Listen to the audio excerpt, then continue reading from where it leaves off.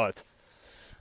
So there are a lot of different ways to do morning routines. There's a lot of different ways to do evening routines, but I've decided to make a change. And so you might be asking, well, what change have you decided to make? And it's this. So previously, and I made videos about this shit, right? What you can do is you can have a morning routine. You can kind of have a daytime routine, so you got the shit you do during the day, so maybe it's your task list, you got your food, whatnot.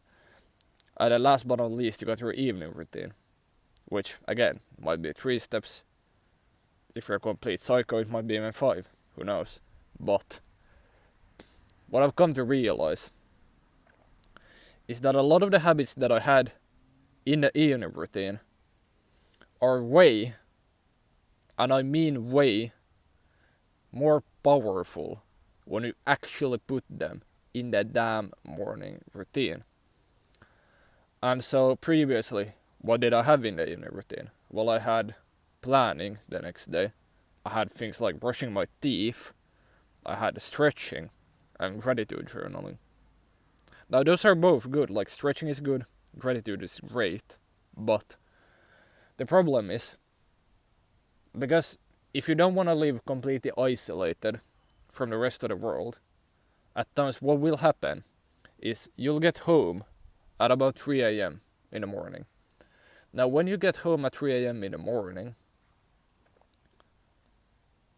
guess how much your drive is to sit down and actually do the stretches, or to actually write what you're grateful for, when all you wanna do is get in your damn bed and pass out.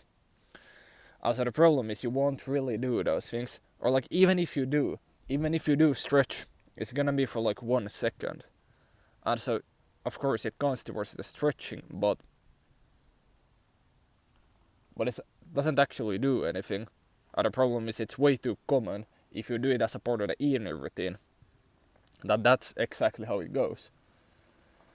Also now, I got to the point where I read this book, Miracle Morning, by Hal Elrod.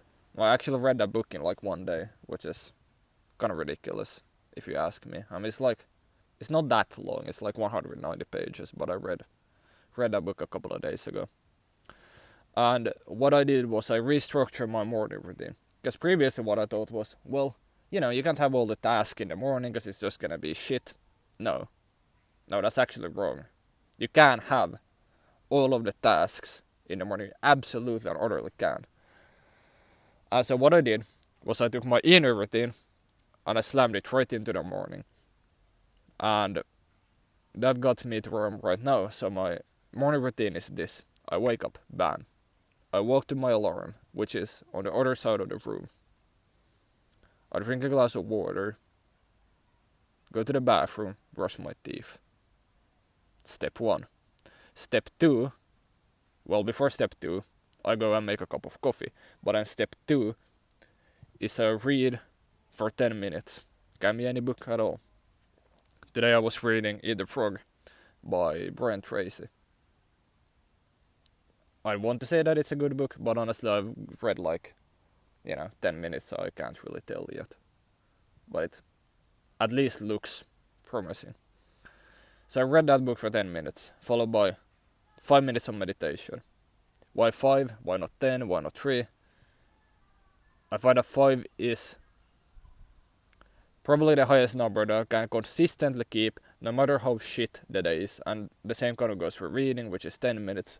But also I feel like if you only read for 5 minutes, you don't really get into it as much as you'd want to, so 10 minutes I feel like is the sweet spot.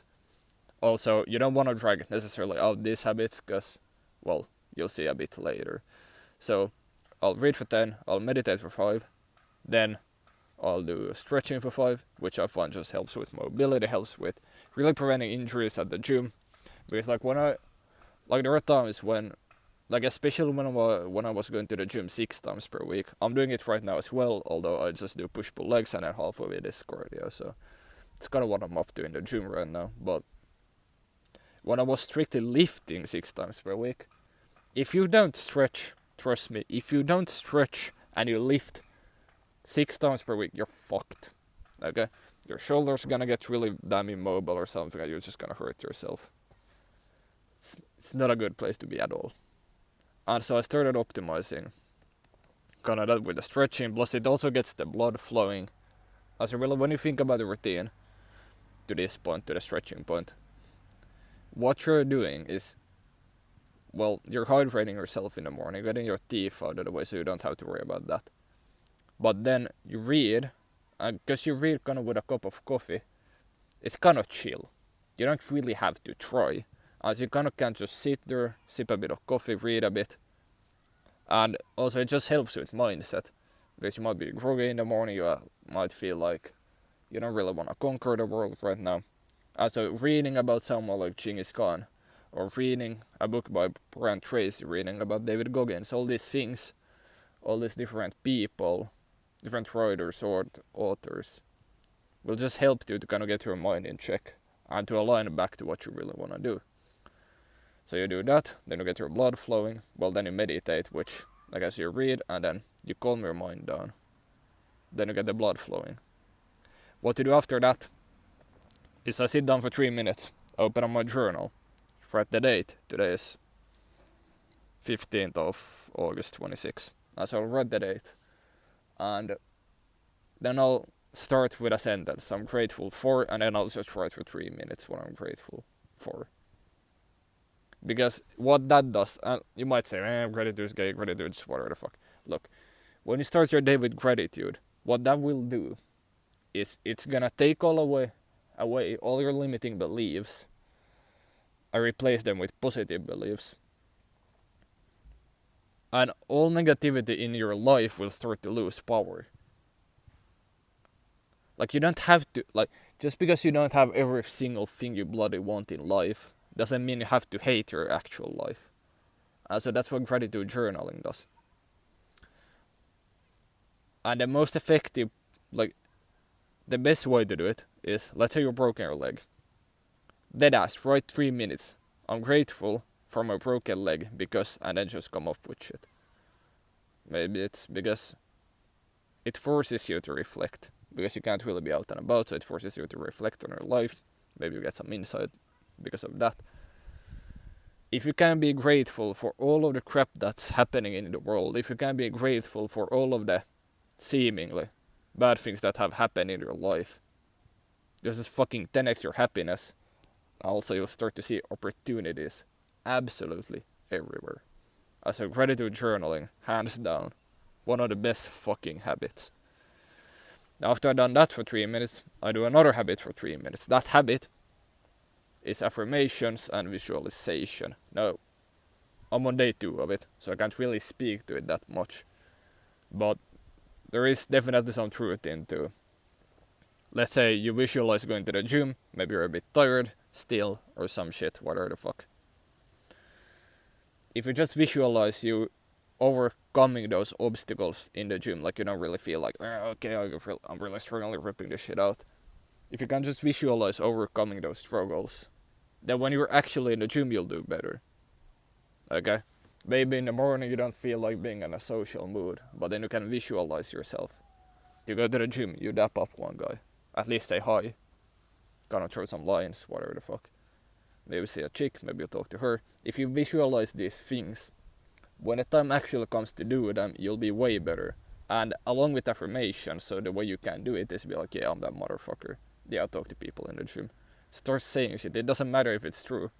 There is this quote now, which goes, a lie repeated enough times becomes the truth.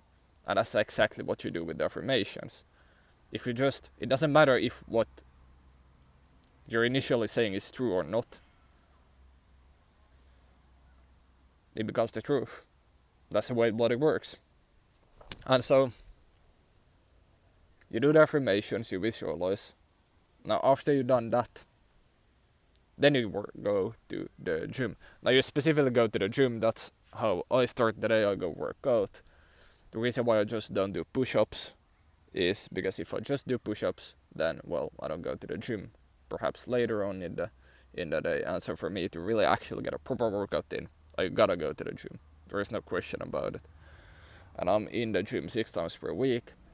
Sunday right now is the only kind of rest day, but that's because you gotta get the haircut. Maybe I'll hit the sauna during Sunday. Gotta just, make sure the place is clean and whatnot. It's more like, Sunday's more, to me, like a maintenance thing.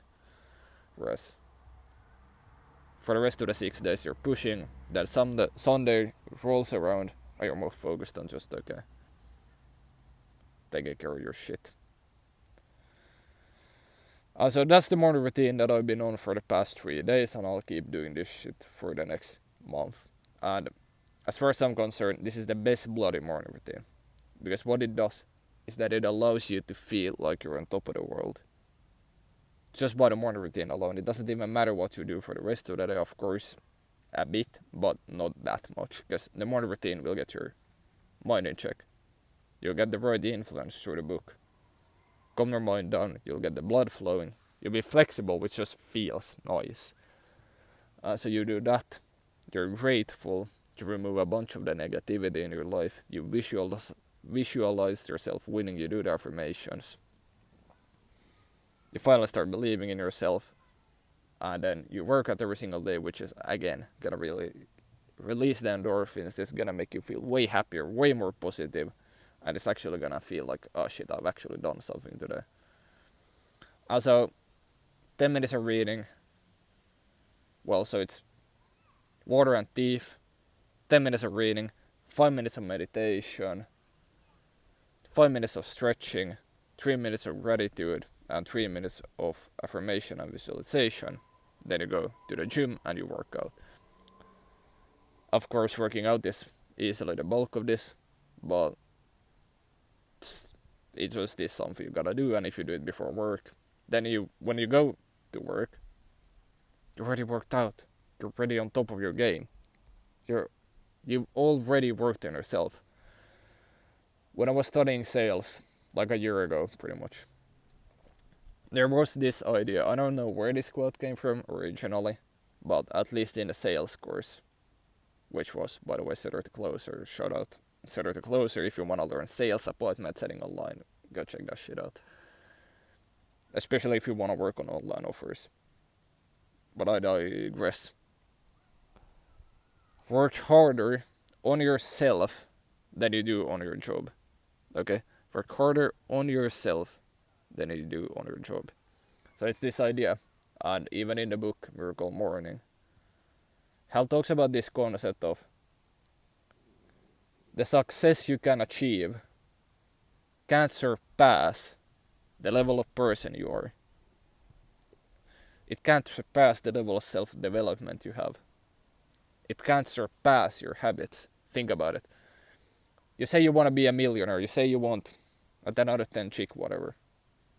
Now, if your habits is that you're eating junk food all day, you're sleep deprived, you don't work out, you're fat, you're out of shape. If that's how you live, do you deserve to have $1 million in your bank account? Do you deserve to have your dream life? Like, even if you just think about it like this, think about the motherfucker right now. Think about the version of yourself that's living your dream life. And then ask yourself, are your current habits aligned with that? Because chances are they might not be. And so that's why the morning routine is really important, because you work on yourself. You get better as a human being. Your mindset. All these things, like even with the visualization, they might seem a bit wishy-washy. But because you do them every single day, shit starts to become real. Gratitude is real. You start updating your mental frameworks. And the most powerful way to do all of these things to level up as a person is to do it as a part of your morning routine. And you'll get to a point where you start to love the actual routine.